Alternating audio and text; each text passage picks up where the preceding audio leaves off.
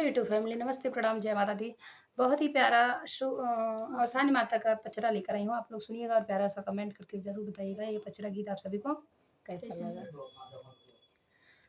काहे के गयूर सियाई बतावा माई कैसे मनाई, काहे के गयूर सियाई बतावा माई कैसे मनाई। बगिया के फूल मैया भंवरा जुठार, बगिया के फूल मैया भंवरा जुठार। कैसे के गजरा पहिराई बतावा माई कैसे मनाई, कैसे के गजरा पहिराई बतावा माई कैसे मनाई। काहे के गयूर सियाई बतावा माई कैसे मनाई।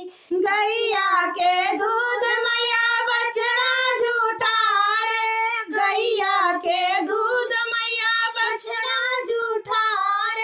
कैसे के दूधवा चढ़ाई बतावा माई कैसे मनाई, कैसे के दूधवा चढ़ाई बतावा माई कैसे मनाई।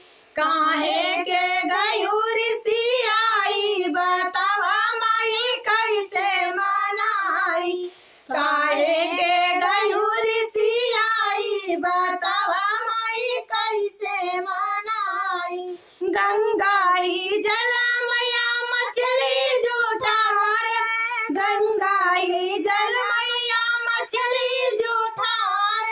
कैसे के जलवा चढ़ाई बतावा माई कैसे मनाई, कैसे के जलवा चढ़ाई बतावा माई कैसे मनाई।